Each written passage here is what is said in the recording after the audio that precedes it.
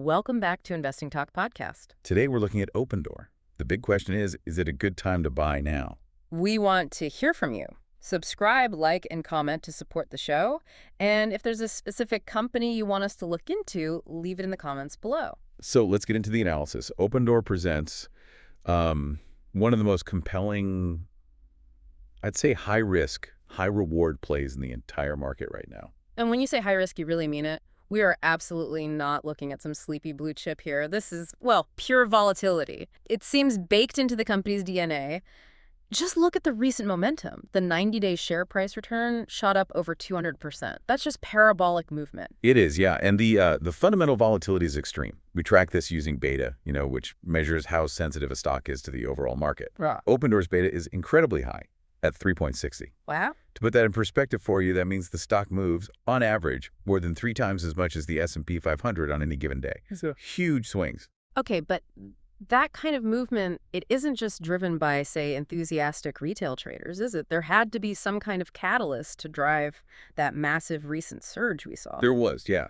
And it was a pretty big institutional vote of confidence. We saw this stock jump, was it over 16% in just 2 days back in October. And that was triggered by the disclosure that Jane Street Group, a very well-known, sophisticated institutional trading firm, had taken a significant 5.9% stake. 5.9%, that's huge. It is. Yeah. That's 44 million shares. When a major player like Jane Street commits like that, it signals they potentially see a floor under the valuation, maybe, and massive upside potential, regardless of the recent struggles. Right. And that institutional buy-in, it definitely shook up Wall Street a bit, didn't it? Even the skeptics. We saw Morgan Stanley, who've been notoriously cautious on this stock, raising their price target. They went from a very low $2 all the way up to $6. Now, they did keep an equal weight rating. So for our listeners, what does that signal? Are they like pounding the table now or just being a bit less bearish? Definitely not pounding the table. An equal weight rating basically means they expect the stock to perform, roughly in line with the overall market or its sector. Not outperform, not underperform. So it means they've dramatically adjusted their valuation upwards, sure, based on the stock's recent price action and maybe some operational improvements they're seeing. But they still aren't quite comfortable telling clients to heavily buy in just yet. It signals, I'd say, cautious optimism. That $4 target jump is significant, yes, but it hasn't fundamentally changed their skeptical view of the long-term profitability yet. Okay. And that brings us right to the critical counter-narrative, which seems to be the source of all this push and pull in Opendoor's price. Despite those big institutional buys, the overall Wall Street consensus remains, well, heavily skeptical. That's exactly right. If you look at the average traditional analyst outlook, the majority of ratings are still sell and reduce, and their average price targets are floating somewhere down between like $1.36 and $2.21. That's a huge gap from where it's trading, and certainly from where Morgan Stanley just moved. Yeah. That is the fundamental divergence we're tracking here. You've got this speculative institutional money betting on a technological turnaround, maybe market dominance down the line. And then you have the traditional analysts who are still focused purely on the cold hard numbers, Which aren't great yet. which frankly show a company that hasn't quite figured out sustained profitability. Not yet, anyway. Yeah, it's tough to square that high institutional confidence with the reality of the balance sheet sometimes. So let's dig into those cold, hard numbers you mentioned. This is a company dealing in massive revenue, right? Just the sheer scale of the iBuying space. Yes. But also persistent losses. How big are we talking on the revenue side? Oh, the scale is immense. Trailing 12 months revenue is substantial, $5.18 billion. That makes them, without doubt, the dominant player in the iBuyer space. These companies using tech and algorithms for instant cash offers on homes, doing quick fixes, and then reselling them fast. Right. But the story right now isn't really about growth. That $5.18 billion TTM revenue actually reflects a year-over-year decline of negative 25.81% from 2023. Ouch. Yeah. They're clearly consolidating in what's a pretty difficult high-interest rate real estate environment right now. And the profitability struggle is, well, it's really the anchor holding the stock down, isn't it? TTM net income is deep in the red. What was the number? Negative $305 million. $305 million negative. And the EBIT margin is also negative 4.6%. We know management keeps talking about chasing efficiency gains and cost controls, but clearly this iBuying model is just inherently capital intensive. And it seems incredibly sensitive to market swings. They're basically a massive inventory manager, right? That's the key challenge, yeah. They make tiny margins, ideally, on huge volumes, which means any disruption in home price movement or how long they hold onto a house can just wipe out profit very quickly. However, and this is important if you're a long-term investor, you have to look at the fundamental strengths that skeptics often overlook, Yeah. especially in liquidity and cash flow discipline. This is where the story gets really interesting, I think, and where the bull case starts to find its footing. Okay, let's talk about liquidity then. How healthy is their immediate ability to cover short-term obligations, bills, payroll, that sort of thing? Their liquidity actually looks robust on paper. The current ratio is high at 4.4. 4.4, that's quite high. It is. A current ratio of 1.0 means you have just enough assets to cover your short-term liabilities. So 4.4 means they have massive short-term coverage. Though you have to remember, much of that is tied up in the home inventory itself. But critically, look at the capital recycling. In the second quarter of 2025, operating cash flow swung positively to $823 million. Wait, positive $823 million in operating cash flow. That's not just massive. That's a huge indication of, well, operational maturity, maybe.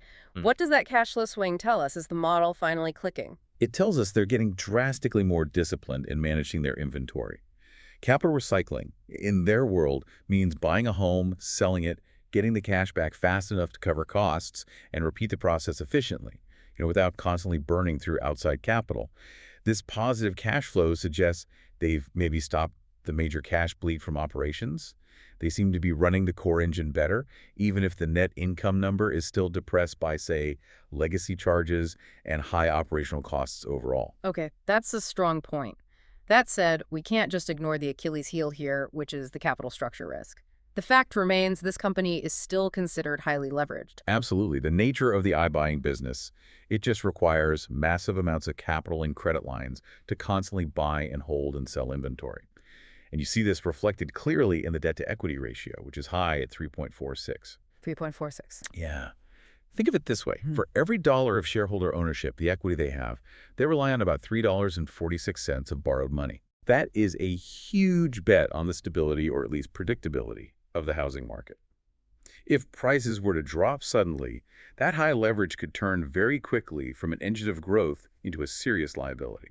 Okay, so if the financials are this contradictory, you've got high leverage, massive losses still, but then this improving operational cash flow, why are sophisticated institutional investors like Jane Street making such a big bet? It must come down almost entirely to their competitive edge, right?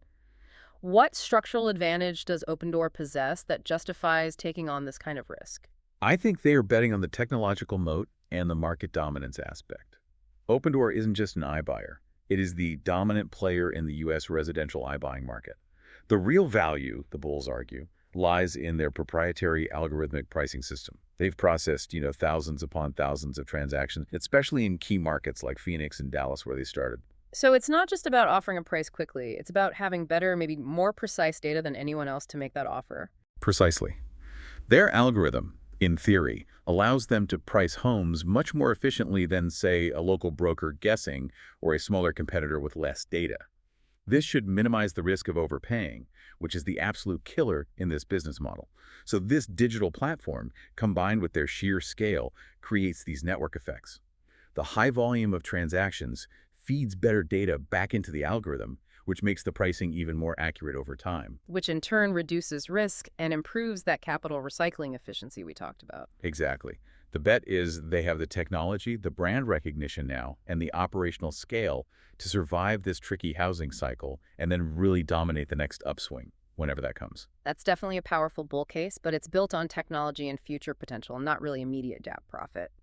Now, for the traders in our audience who are maybe riding this wave of volatility, what does the technical picture look like right now? Is this recent 200% move looking like a sustained reversal, or is it, due for a hard reset? Technically, the picture actually remains pretty bullish. It seems to confirm that fundamental shift in investor sentiment we've been discussing. The stock is trading above both its 50-day and its 200-day moving averages. That kind of crossover, especially the 50-day crossing above the 200-day, is often interpreted as confirmation of a longer-term bullish trend setting up. And the Relative Strength Index, the RSI, it's elevated, sure, but it's not yet in that extreme overbought territory, which suggests the accumulation might have been fairly healthy and measured, not just pure speculative frenzy driving it. Okay. So where are the short-term battlegrounds on the chart? Key levels to watch. Well, we saw that recent trading range high was up around $10.87, but current levels are floating right around the, say, $7.97 to $8.02 mark. Feels like it's consolidating a bit. We see pretty strong support stabilizing near that $7.20 to $7.40 zone. That seems to be the key pivot point that held firm before the last breakout. Right. Resistance, on the other hand, looks pretty tightly packed between $8.50 and 85 cents. That seems to be the next hurdle. So if it manages to break that $8.85 ceiling, what could happen next? More upside. If the momentum persists and the stock can definitively clear, let's say, $9, that could easily trigger further speculative flows coming in. And perhaps more interestingly, that kind of move could potentially trigger a short squeeze. The squeeze. Yeah, where the short sellers, the folks betting against the stock, are forced to buy shares quickly to cover their losing positions as the price rises. That buying just rapidly propels the price even higher. That's definitely the high-octane part of the volatility thesis here. Okay. Looking forward then, we have to talk about what's going to actually move the stock next. Catalysts. The most immediate focus has to be the upcoming November earnings release, right? Yes, the November 8th Q3 2025 earnings release is absolutely critical. The market is going to be hyper-focused on the gross margin trajectory. Management promised deep cost reductions earlier this year, and investors need to see hard evidence now. Are those cuts finally translating into sequential margin improvement, quarter over quarter? And if they are. If margins stabilize, or even better, improve, that really strengthens the cash flow story we discussed and supports the whole bullish thesis. If not, well, the bears will likely take over again, at least short term. Okay. And as we move towards the end of the year and into the start of next year, institutional visibility changes. What should we be watching on the calendar then? Early January is crucial because the 13F institutional holdings disclosures will come out then. Right. The 13Fs? Yeah. For our listeners may be unfamiliar, the 13F is a quarterly filing that tells us exactly what major investment firms, those managing over $100 million, bought and sold during the previous quarter, so Q4 in this case. This will reveal if the accumulation, like that big Jane Street purchase, was kind of isolated, or if the smart money consensus is truly broadening across the sector. Did other big funds follow suit in Q4? That reveal will definitely drive sentiment in January. And what about November? Anything specific there? Mid-November is often a time for ETF rebalancing, especially in major real estate and tech funds. Index funds sometimes have to adjust their holdings based on market cap changes or index rules. And that forced buying or selling could drive some flows-related volatility, either up and down, really depending on how Opendoor's weighting might need to be adjusted in key indices. Something to watch. Okay. And finally, we have to touch on the, let's call it high-risk, high-reward speculation that's floating around the market right now. It seems to be driving a lot of that massive retail bullishness we see online. What's the biggest chatter? Yeah, there seem to be three main highly speculative rumors making the rounds. First, there's this ongoing market chatter about potential takeover buyout interest. From who? Possibly from a large tech company, think a platform player looking to integrate real estate, or maybe a major private equity firm interested in Opendoor's data platform and market position, seeing it as undervalued. Second, we're hearing speculation about a major fintech partnership, perhaps with digital banks or big mortgage originators looking to integrate Opendoor's instant home selling services directly into their platforms. Okay, that makes sense. And the third rumor? The third is this persistent rumor of a potential share buyback announcement. The thinking is, if they deploy some of that growing operational cash flow, that $823 million we talked about, to actually buy back their own stock, well, that would be a massive signal of management confidence that they believe the shares are cheap and that they're finally on the path to stability and profitability. Wow.